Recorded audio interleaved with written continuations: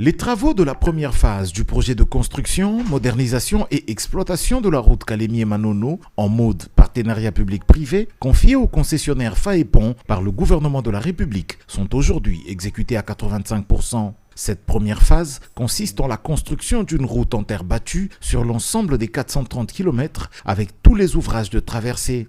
La première semaine du mois d'août 2026, le directeur provincial de la CGT Tanganyika, l'ingénieur Kennedy Sea, y a effectué une mission d'inspection dans le but d'évaluer l'état d'avancement physique du projet, la conformité technique des ouvrages réalisés, ainsi que les travaux restants à exécuter. Le constat indique un taux global d'exécution estimé à 85% pour cette première phase. L'itinérance a également permis l'inspection de 6 ouvrages d'art concernés par une réception technique prochaine, à savoir le pont Kiambi, long de 320 mètres, qui franchit la rivière Luapula et qui est désormais en béton, le pont Mbayo, long de 44 mètres, 2 ponts de 22 mètres et 2 autres de 18 mètres. Les ouvrages visités présentent un niveau d'achèvement satisfaisant et des caractéristiques techniques conformes aux exigences du projet. Les travaux résiduels concernent principalement l'achèvement des murs de protection, notamment sur le pont Kiambi.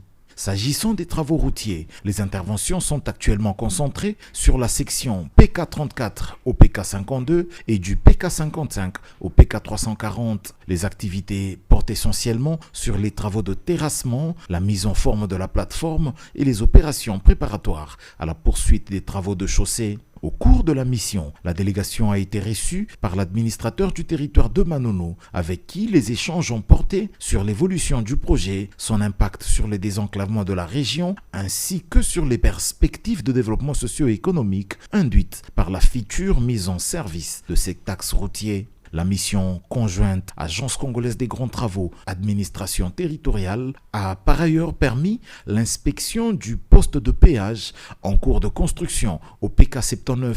C'est l'un des points de perception des droits de passage sur cette route dont la modernisation interviendra à fin 2026 après la livraison de la première phase prévue pour novembre de la même année. Il faut ici dire que pour réussir la construction de tous les 430 km de cette route, le concessionnaire Faépon a mobilisé 3 sous-traitants à qui ont été confiés les 3 lots de 430 km. CREC 7 s'occupe du PK0 au PK107 et du PK255 au PK300, soit un linéaire total de 152 km avec 43 ouvrages de traversée, dont des dallos, des buses et 2 ponts. Zengway Technic Corporation SARL s'occupe du PK107 au PK255 et du PK300 au PK340, représentant un linéaire cumulé d'un peu plus de 187 km avec 90 ouvrages de traversée, dont des dallos, des buses et 4 ponts. L'entreprise Kiayang, pour le lot 3, s'occupe du tronçon compris entre le PK340 et le PK426, soit un linéaire total de 86 km avec 152 ouvrages de traversée, dont des dallos et des buses. Reka ngushimire cyane wowe kurikira ibiganiro byacu hano kuri The Quick Times News. Nizere ko umeze neza cyane. Myemerere turebere hamwe ibyo muri Tanganyika, intara ya Tanganyika muri Repubulika Iharanira Demokarasi ya Kongo. Ahari amakuru avuga ko imirimo yo gutunganya umuhanda uhuza Kalemi na Manono ukomeje gutera imbere, aho icyiciro cya mbere kimaze kugerwaho ku gipimo cya 85. Umuhanda ufatwa nk'umushinga w'ingenzi mu gufungura intara ya Tanganyika, kunoza ubwikorezi ndetse no guhuza ibice bitandukanye by'iyi ntara ya Tanganyika. Mu ntangiriro z'uku kwezi kwa Kanama 2026, aho imirimo igeze, hasuwe n'umuyobozi w'ishami rya ACGT. ACGT ni sosiyete ishinzwe n'ubundi ibijyanye n'imishinga y'ubwubatsi ari muri Repubulika ya Demokarasi ya Kongo, aho bayisuye nyine muri Tanganyika. Ubwo umuyobozi wayo ni Engineer Kennedy Sea mu rwego rwo kugenzura iterambere ry'uyu mushinga. Umuhanda uhuza Kalemi na Manono uri mu mishinga y'ibikorwa remezo ifite akamaro gakomeye muri Tanganyika, aho uyu muhanda ufite uburemere ndetse n'ubushobozi bwo kuba wafasha abaturage mu mihahiranire ndetse no kugenderana mu duce tugiye dutandukanye, aho ari umuhanda ungana na kilometero 430 z'uburebure. Karemi na Manono ni ahantu hafite ibikorwa by'ubukungu bikomeye muri iyi ntara ya Tanganyika. Kubahuza rero n'umuhanda umeze neza bishobora kugira uruhare mu koroshya ubwikorezi bw'abantu n'ibicuruzwa. Nk'uko ACGT ibitangaza, icyiciro cya mbere cy'imirimo kimaze kugera kuri 85. Bivuze ko igice kinini cy'imirimo iteganyijwe muri iki cyiciro imaze kugenda ikorwa kuri gahunda nziza kandi ku gihe cya nyacyo. Muri iki cyiciro abakozi n'abashinzwe uyu mushinga barimo gukora ku bikorwa by'ingenzi bizatuma umuhanda ushobora gukoreshwa neza. Muri ibyo harimo kubaka ibikorwa byo kwambutsa amazi, ubwo ni rigore, ndetse no gutunganya umuhanda w'igitaka kugira ngo bazabone uburyo bawutunganya neza, ugashyirwa ku murongo kandi ugakorwa ku gipimo gikwiye.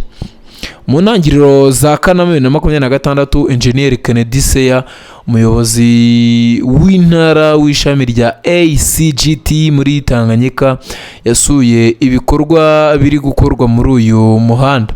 Uru ruzinduko rwari rugamije kureba aho imirimo igeze no gukurikirana ishyirwa mu bikorwa by'icyiciro cya mbere. Kuba ACGT itangaza ko imirimo igeze kuri 85 bitanga ishusho y'uko uyu mushinga umaze gutera imbere ugereranyije n'igihe cyateganyijwe.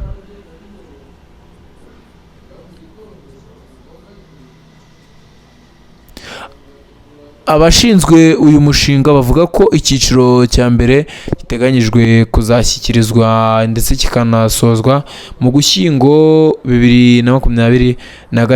Ibi bivuze ko hasigaye amezi make kugira ngo iki cyiciro kirangire. Kuba imirimo imaze kugera kuri 85 bitanga icyizere ko ibikorwa bisigaye bishobora kurangira mu gihe cyateganyijwe, igihe nta mbogamizi zikomeye zavuka. Abaturage ndetse n'abakoresha uyu muhanda bazaba bategereje kureba impinduka uyu mushinga ndetse uyu muhanda uzanabazanira mu byo bakora bya buri munsi. Uyu mushinga avuga ngo ufite intego nyamukuru yo gufungura intara ya Tanganyika, koroshya ingendo no guteza imbere ubuhahirane. Ku baturage bo muri Tanganyika, umuhanda mwiza ushobora kugira uruhare mu guhindura imibereho ya buri munsi, aho abaturage bashobora kubona uburyo bworoshye bwo kugera ku masoko, ku bigo nderabuzima, ku mashuri ndetse no ku zindi serivisi zigiye zitandukanye. Naho abacuruzi nabo bashobora kubona uburyo bworoshye bwo gutwara umusaruro n'ibicuruzwa ku masoko. Nzavuga ngo iyo ubwikorezi bworoshye n'ubukungu bw'abantu ndetse n'ahantu bushobora kwiyongera muri rusange.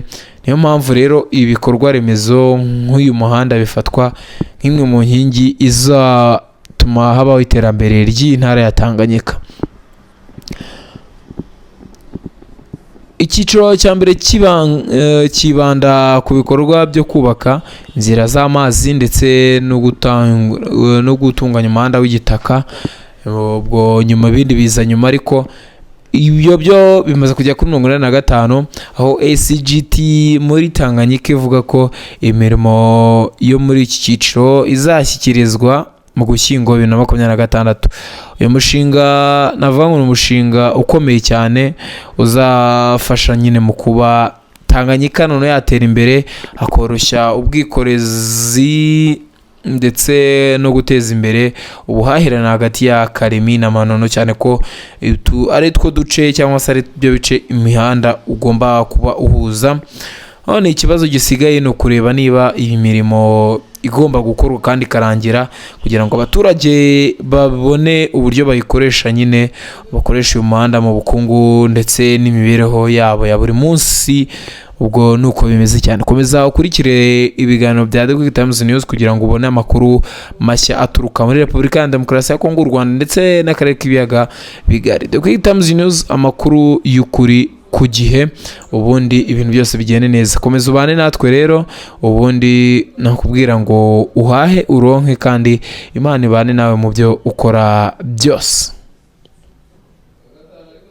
Les travaux de la première phase du projet de construction, modernisation et exploitation de la route Kalemie-Manono en mode partenariat public-privé, confiés au concessionnaire Faépon par le gouvernement de la République, sont aujourd'hui exécutés à 85%. Cette première phase consiste en la construction d'une route en terre battue sur l'ensemble des 430 km avec tous les ouvrages de traversée.